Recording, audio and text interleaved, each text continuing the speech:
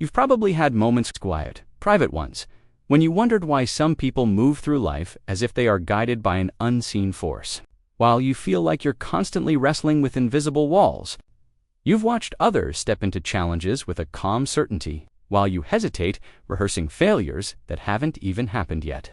And maybe you've asked yourself, in the softest voice possible, why confidence feels like something other people inherited, something encoded into them before they ever opened their eyes. But what if that isn't true? What if the real difference isn't luck, or talent, or fate, but a silent belief you never learned to cultivate? Tonight, I want to take you into a different understanding of yourself, one that psychology rarely presents with enough poetry, and one that philosophy seldom grounds in practicality. It is the hidden power inside you that quietly shapes every choice you make, every risk you take, every dream you allow yourself to chase or abandon.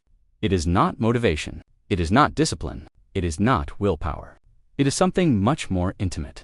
The belief in your own ability to handle what life hands you. Albert Bandura called it self-efficacy, but you've felt the presence or absence of it long before you ever heard the term. It's there in the way you step into a room. It's there in the way you speak your ideas or swallow them.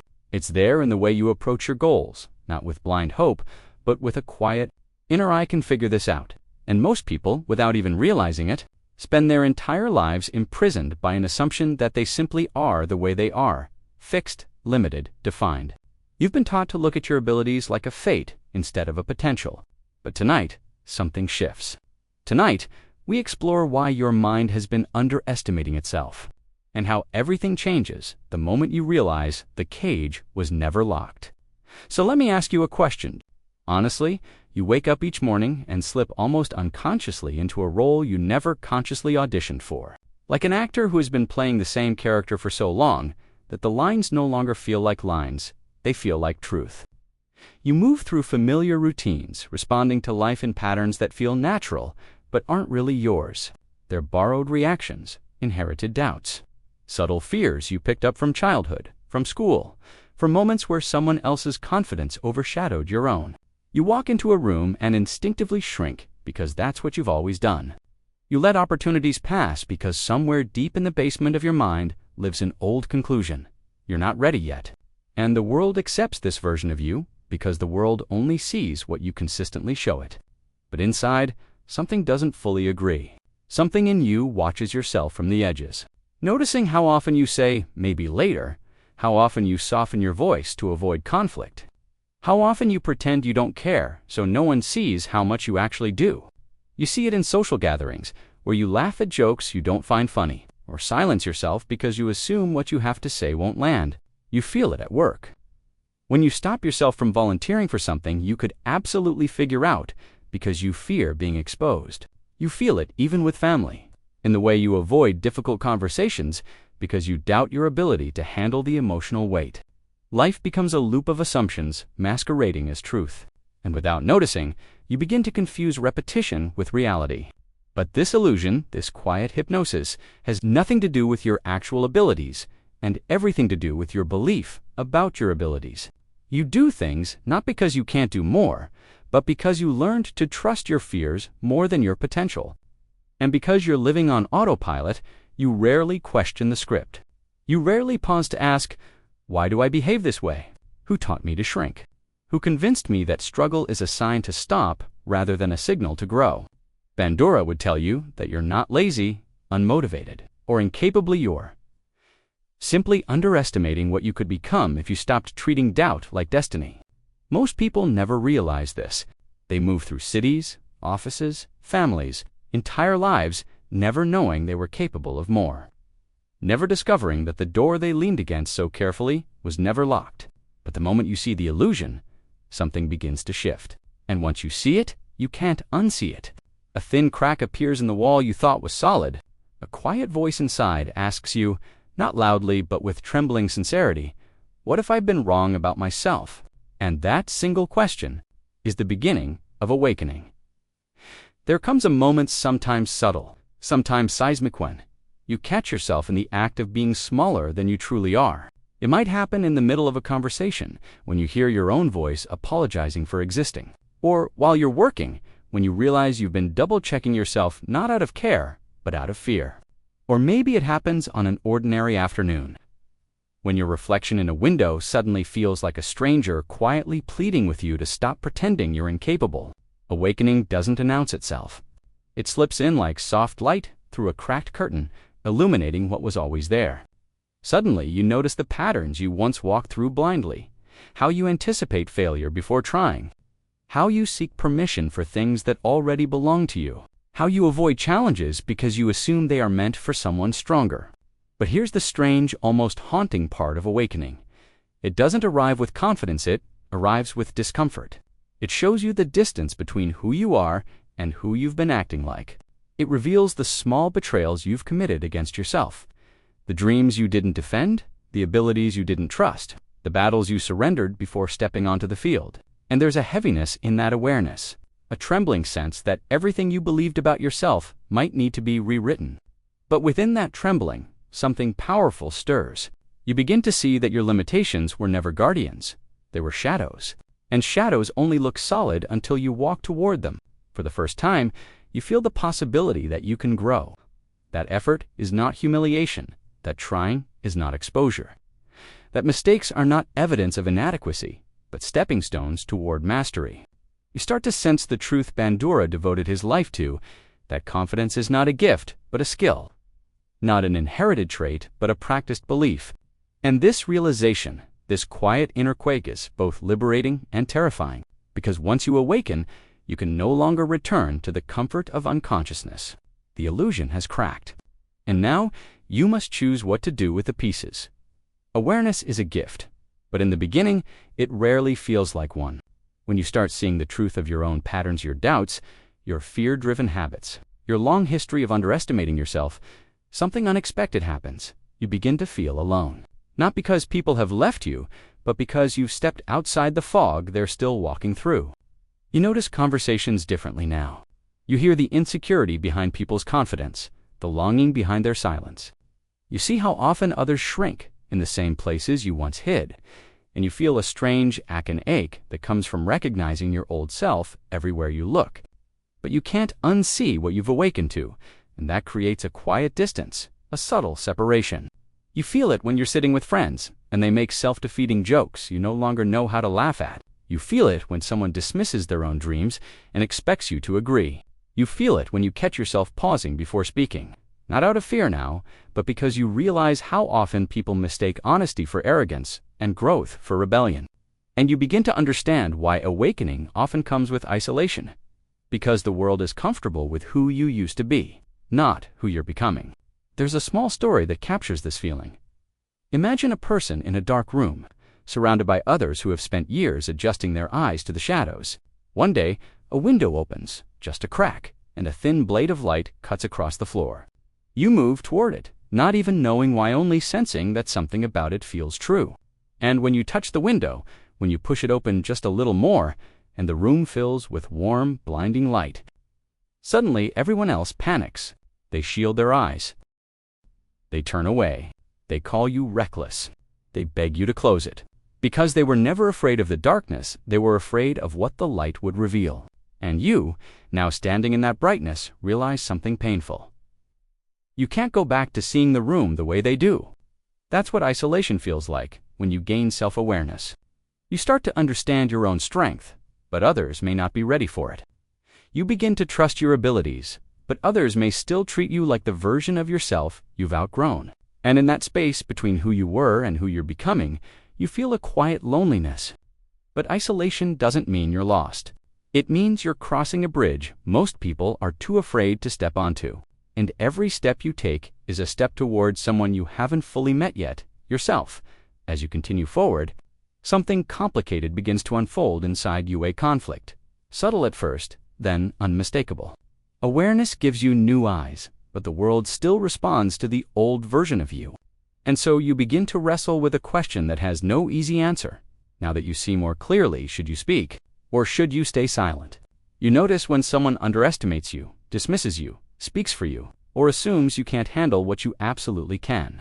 And a fire rises in your chest, not anger, but a deep desire to finally claim your voice. Yet there's fear too. Fear that if you speak your truth, you'll be misunderstood. Fear that asserting yourself will disrupt relationships built on your silence. Fear that stepping into your real strength might make others uncomfortable. You feel this tension at work, when you hold back ideas because you're unsure whether asserting them is bold or reckless. You feel it with family, when old dynamics tug you into old roles you've outgrown. You feel it with friends when you sense their confusion as you stop being the version of yourself that always accommodated, always yielded, always made yourself small so others wouldn't feel small. There's a part of you that wants to step into your new self fully. And there's another part, still afraid of the consequences of being seen truly seen. This is the moral dilemma of awakening.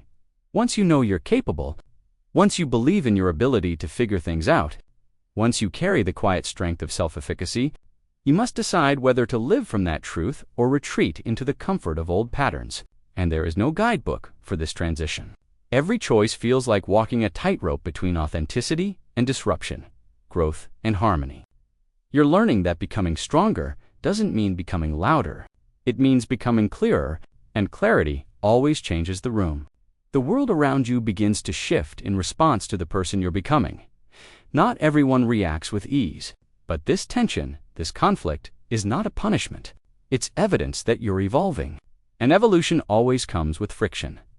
There comes a point when the weight of awareness, conflict, and inner transformation begins to press on you from all sides, and you feel something inside you bending under the strain.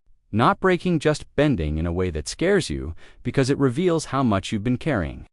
You start to feel the emotional toll of seeing too much, understanding too much, caring too much. It's like your mind becomes a house with every light turned on at once. Nothing is hidden, nothing is dim, nothing lets you rest. You notice every nuance in people's tone, every flicker of doubt in yourself, every possible path your choices could lead to, and the sheer volume of awareness becomes exhausting. You begin to question yourself in the quiet hours of the night, wondering if you're thinking too deeply, if you're analyzing too much, if you're making life heavier than it needs to be. The world feels louder than before, as though every small demand tugs at your energy. Every expectation drains you. Every conversation asks more from you than you have left to give. You feel the collapse not as a dramatic moment, but as a slow, soft unraveling like threads slipping from a fabric you're trying desperately to hold together. And perhaps you don't tell anyone about it. Because how can you explain that the very thing making you stronger is also overwhelming you? How do you admit that gaining clarity has also magnified your sensitivity? You start to feel burned out, not from failure, but from growth. There's a heaviness in your chest, a fog in your mind, a softness in your resolve that whispers, just go back. Go back to who you were. It was easier there. But something in you refuses. Something quiet but unbreakable says, no, I've come too far. And yet the struggle continues. Bandura called this stage a crisis of self-efficacy, a moment where your belief in your abilities feels fragile, shaky, threatened by the magnitude of what you're trying to become. And in this collapse, you realize something profound. Growth is not a straight ascent. It's a cycle of expansion and overwhelm, clarity and confusion, confidence and collapse. And maybe, just maybe, this unraveling isn't the end. It's the clearing before the breakthrough, and then quietly, almost imperceptibly at first, something begins to shift. Not outside you, but within you. In a place so deep and subtle that it feels less like a revelation and more like remembering something you were always meant to know. After the collapse, after the confusion, after the exhaustion of seeing too much and feeling too deeply, a gentler truth rises from beneath the rubble. You realize that awareness doesn't exist to overwhelm you. It exists to free you. You begin to understand that you were never meant to carry every emotion, solve every problem, or fix every person who crosses your path. The weight that nearly broke you wasn't the world, it was your belief that you had to control it. And in this soft realization, you take your first breath in a long time that doesn't feel heavy. You start to notice that confidence isn't a constant flame. It flickers, grows, dims, and grows again. And that's okay. You learn that self-efficacy isn't about never doubting yourself. It's about trusting that even when doubt shows up, you can still move forward. You begin to let go of the urge to overthink every possible outcome. You begin to release the compulsion to predict every twist of the future. You begin to understand that your mind is not a battlefield, but a compass, and it was never meant to be perfect, only pointed in the right direction. Slowly, you start giving yourself permission to try without needing guarantees. You allow yourself to speak without scripting every word. You take small risks, gentle ones, discovering that you can survive discomfort, navigate mistakes, adjust, adapt, learn. And every time you do, you gather evidence that you can. This is the revelation people often miss. You don't build confidence by thinking, you build it by doing, by living, by stepping into life with all your imperfections intact. Bandura knew this. He understood that self-efficacy grows not from success alone, but from witnessing your own resilience, from seeing yourself rise after faltering, from realizing that setbacks aren't the opposite of progress, they are progress. And with this realization, the world begins to look different. Not easier, but clearer. You no longer feel responsible for carrying other people's emotions like fragile glass. You no longer feel compelled to fix every problem to prove your worth. You learn the beauty of boundaries not as walls, but as gentle truths. This is mine, that is yours. You learn that stepping back is sometimes an act of strength. You learn that choosing yourself is not selfish shit, is essential. And for the first time in a long time, you feel something you didn't expect. Peace. Not the peace of everything being perfect, but the peace of finally believing that you can handle life as it unfolds. You are no longer fighting yourself. You are walking with yourself. And in that simple shift, everything changes. And now, after the awakening, the isolation, the conflict, the collapse, and the revelation, you arrive at a quieter place where everything you've learned begins to settle into the rhythm of your everyday life. Integration isn't dramatic. It doesn't arrive with applause or milestones or cinematic transformation. It arrives in the softest ways, in the way you breathe before responding, in the way you stand a little taller without thinking about it, in the way you no longer apologize for simply existing. You start living differently, not because you force yourself to, but because you finally see yourself clearly. You begin choosing challenges not to prove anything, but because you trust your ability to grow through them. You speak with a new steadiness, not louder, not sharper, just truer. You no longer shrink when life expands. You expand with it. You start recognizing the difference between fear and intuition. You recognize the moments when doubt is just an echo of your past, not a prophecy of your future. You show up for yourself in ways you once reserved only for others. And maybe, most importantly, you begin to understand that strength isn't a constant state, it's a relationship with yourself. Built slowly, gently, continuously. You don't expect perfection anymore. You don't demand certainty. You don't wait for the moment you feel ready, because you now understand that readiness is something you create, not something you receive. Integration means walking through life with the quiet confidence that even if things go wrong, even if you stumble, even if you feel lost, you can figure it out. You can rebuild. You can adapt. You can grow. That is the hidden power Bandura spoke of, not ego, not bravado, but the soft, enduring belief that you are capable. Capable of learning, capable of trying, capable of recovering, capable of becoming. And when you reach this point, something beautiful happens. The paradox from the very beginning resolves itself. You realize that confidence was never about being certain. You become confident when you stop needing to be. You realize that strength was never about having all the answers. It was about trusting your ability to find them. You realize that the cage you lived in for so long was never locked only unexamined. And now, standing here with clearer eyes and a steadier heart, you know something you didn't know before. You were never lacking potential, only belief. And now you believe.